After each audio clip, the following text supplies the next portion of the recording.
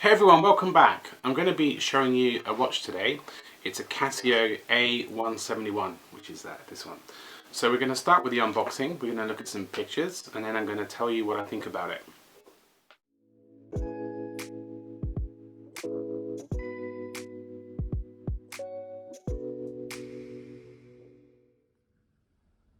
So here we have the box that the watch comes in. Let's have a look and see what's inside. Okay. Alright, so inside the box we've got instructions. This is the user guide. It's all in Japanese. So let's look at the actual watch. You know, first glances, this is the actual box. There is no watch box. It just, to be honest, I'm pretty disappointed with this. If this was a gift to someone, I'd want it to come in like a Casio box, and it just comes in a bit of cardboard. And it has a sticker for the Casio A171WE-1ADF, the attractive name Casio gives it. Overall, we've got to take this off, haven't we? We've got to do it. Oh, this is super irritating. Oh, there we go. Oh, how good does that feel? That feels great. So, yeah, this is it. Let's have a closer look.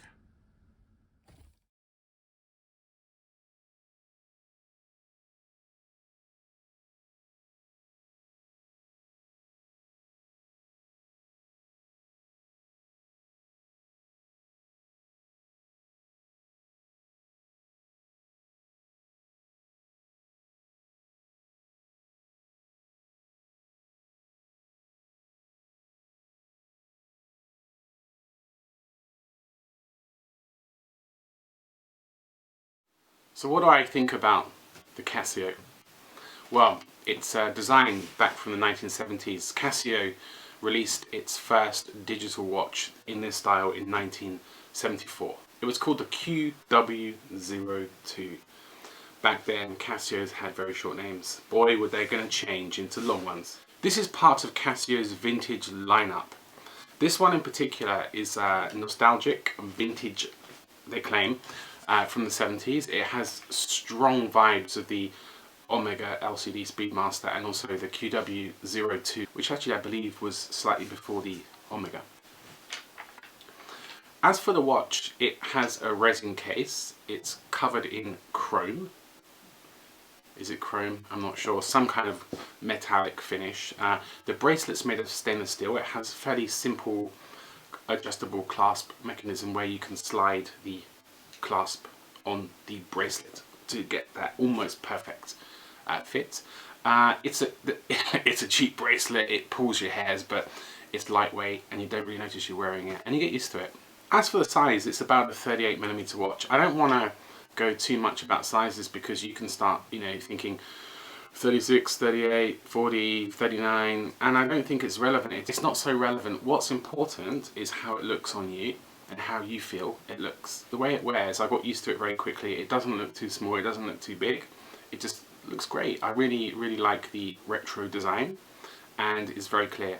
One thing that people mentioned about the Casio is the date function, and the fact that you have to often change the date function because it doesn't know what year it is. It's not a perpetual calendar.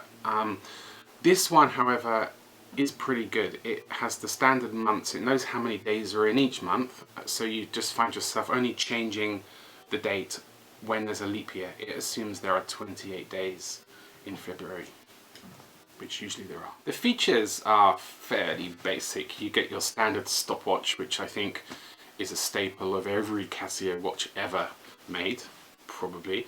It has an alarm, an LED light. It's not the illumination light. The illumination on some of the Casios is amazing because it's a bit like Timex Indiglo. However, this one just has the LED in the corner. I didn't think it would work when I first opened the box, but yesterday night I used it and I could just about make out what time it was. So it works. If you want a light that works, it does work. Does it work great? No, but it's retro. One of the good things about quartz watches is accuracy, because every month the accuracy is meant to be within plus or minus 30 seconds, which on average would be 0 if it's plus or minus, I'm assuming it's going to be the same accuracy all the time going forwards. You could have plus 30 every month, you might have plus 30 minus 30. Does it work like that? I'm not sure. But do I care? Not really, because it's not very much. It's pretty accurate, right? 30 seconds a month. You're not going to get too upset if you have to change the time every few months. One weird thing about Casio, or maybe I could say the Japanese, is the way they name their products. Casio have a philosophy of long is best. So allow me to read the exact model number. This is the Casio A171WE-1ADF. Does it need to be so complicated? It's like a stock keeping number for a shop. Let's just let's just pick a name or something catchy or easy to remember, because I'm not a stock computer in a shop. I'm a customer and I like names. Another point to mention is the glass. It's not glass, it's actually resin. I've worn this watch a few days now outside. I bashed it around. The chrome is holding up really well. It hasn't scratched. The screen also hasn't scratched. I call it screen. It's more of a glass, but it's like a piece of IT equipment in a way, a cross between IT and time. Overall, let me give you a summary of what I think of this watch. Firstly, it's cheap. I paid $35, and any watch at $35 is pretty cheap. So given that, can you complain about the build quality too much? I'm going to say that for the money, the build quality is amazing. You're not going to be able to get a watch of this quality easily with the same money. People say the bracelet pulls the hair. It does, but it's not too bad. The finish of the watch is really good. The way it integrates into the bracelet and the case is really nicely done for the money.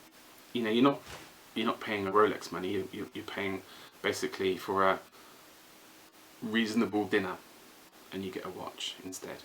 If you can forgo a nice dinner, you get a watch. It's water resistant to 30 meters. Don't take it swimming is all I'll say.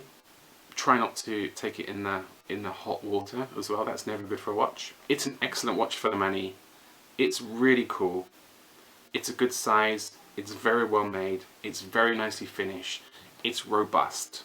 And from what I can gather, the battery is going to last you about 7 years. So what's not to like? This is one of the best watches on the market at the moment. If you see one and you like the design, definitely it's worth picking up. $35 for a really retro cool watch. Love it. Alright, thank you for watching. See you next time.